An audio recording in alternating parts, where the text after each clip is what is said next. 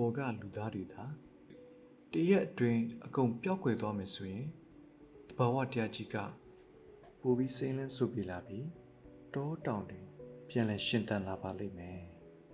ဒါပေမဲ့ပြားလေးတွေသာဒီကဘာပေါ်ကနေလုံးဝပျောက်ကွယ်သွားမယ်ဆိုရင်ကျွန်တော်တို့လူသားတွေရဲ့ရှင်သန်ခြင်းဇလံက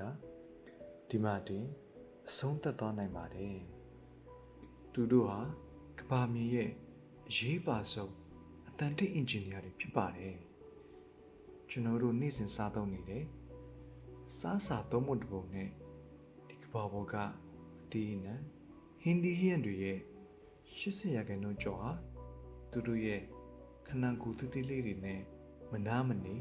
ဝုံမုံကူးပေးတဲ့အပေါ်မှာလုံးဝမိခိုနေရတာဖြစ်ပါတယ်သူတို့မရှိရင်တဘာဝရဲ့တန်တရားဟာလည်းဆက်လက်လေပလို့မရနိုင်ပါဘူးအကယ်၍ပြားရည်သာမြူတုံးသွားရင်ကမ္ဘာစိုက်ပျိုးရေးစနစ်ကြီးတစ်ခုလုံးရပ်ပိုင်းအတွင်းပြိုလဲသွားမှာပါပင်တွေမျိုးပွားဖို့မဖြစ်နိုင်တော့ပဲခွင်းဆက်လိုက်ပျောက်ကွယ်ကြမယ်အပြင်ဧရိယာမှာတစ်ဆင့်ဒရိစန်နေပါအစာငတ်မှုပြီးတစ်ကမ္ဘာလုံးအတိုင်းအတာနဲ့အစာရစာပြက်လက်မှုတွေဂေယစနစ်ကမောက်ကမဖြစ်မှုတွေကြုံတွေ့ရပါလိမ့်မယ်ဒီကနေ့မှာတော့ရာသီဥတုပြောင်းလဲမှုနဲ့အတူစိုက်ပျိုးရေးမှာဓာတုပိုးသက်ဆေးတွေအလွန်ကြုံသုံးစွဲတာကြောင့်ပြားတွေရဲ့အသက်အန္တရာယ်ကိုချိန်ချောက်နေပါတယ်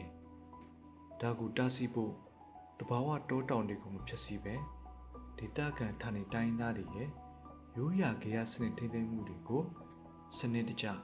အားပေးမြင့်တင်ဖို့လိုအပ်နေပါပြီဒီနေ့ကမ္ဘာပြားနေမှာသူတို့လေးတွေကိုသတိရပေးပါပြားတွေကိုကာကွယ်ဆောက်ရှောက်ခြင်းဟာကျွန်တော်တို့လူသားမျိုးနွယ်ရဲ့အနာဂတ်ကိုကာကွယ်နေတာပဲဖြစ်ပါတယ်